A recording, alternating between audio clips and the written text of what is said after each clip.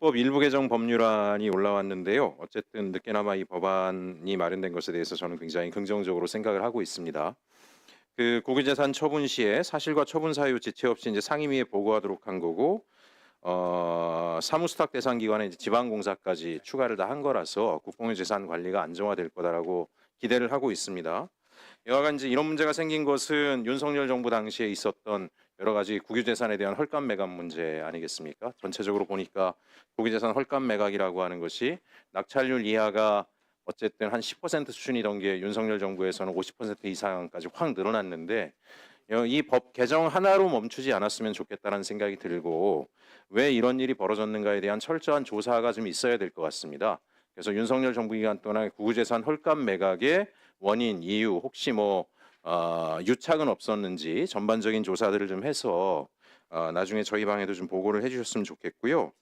또 하나 이제 제가 우려되는 부분은 또 이런 것도 있습니다. 어쨌든 국유재산의 알짜배기는 이미 다 팔린 것 같고 남아 있는 것들은 그다지 쓸모가 없는 것들만 남아 있는 게 아닌가라는 우려가 있긴 한데, 그나마도 이게 사회적 이슈가 되다 보니까 아예 국유재산의 활용 자체를 차단해 버리는 방식으로 가면, 물론 이제 공무원들 입장에서 오히려 좋아할 수도 있죠. 아유, 국유재산 잘못 팔리면 손해 볼 것 같으니까 아예 이거 건드리지도 말자. 근데 중요한 건 저는 국유재산 매각 문제를 떠나서 지금 우리가 고령화고 지방 소멸 문제도 있고 지역에선 청년 창업 이런 문제도 있고 내년부터 통합 돌봄도 해야 되는데, 국공유 재산의 공익적 활용이다라고 하는 것이 대단히 중요한 가치가 되고 있지 않습니까? 대통령께서는 헐값 매각 방지하라고도 하셨지만 다른 자리에서는 국공유 자산을 공익적으로 활용하는 방안들에 대해서도 적극적인 검토를 갖다 이제 말씀하신 적이 있는데요.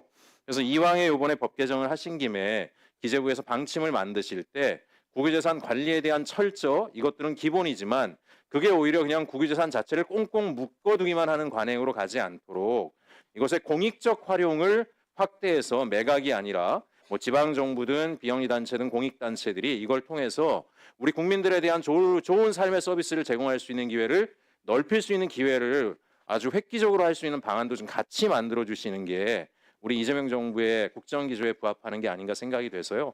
장관님께서 꼭 좀 챙겨주십사 말씀드리고자 질의하게 됐습니다. 예, 최 의원님 아주 좋은 말씀 주셨습니다. 그래서 저희들은 이제 국유 재산은 국민의 소중한 재산입니다. 그래서 가격을 소위 언론이나 또 국회에서 지적하시는 것처럼 헐값 매각은 안 되도록 하겠다고 말씀드렸기 때문에 국회에 보고도 하고 이런 장치를 마련했고요. 두 번째로는 그리고 이게 이제 매각을 안 한다고 해서 그냥 들고만 있는 게 아니고 이거 개발하기 위해서 이번에 저희들이 그 주택으로 할 것은 청년주택이라든지 또는 그 주거용 아파트라든지 연립주택 이런 식으로도 또 개발해서 저희 한 2만 5천 호까지도 공급하는 거, 그리고 또 국유재산을 단순하게 매각하기보다는 이걸 또 가치를 넣어서 좀 다른 형태로 개발하더라도 또 그래서 제값을 받을 수 있으면 그런 또 밸류를 더 넣는 부분까지 포함해서 저희들이 국유재산을 좀 제대로 관리해서 국민의 소중한 자산이 헐값으로 매각된다든지 또 제대로 제값을 못 받는다든지 또 그런 또 공익 목적으로 또 활용이 제대로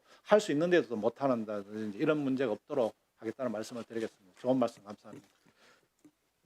네, 나경원 의원.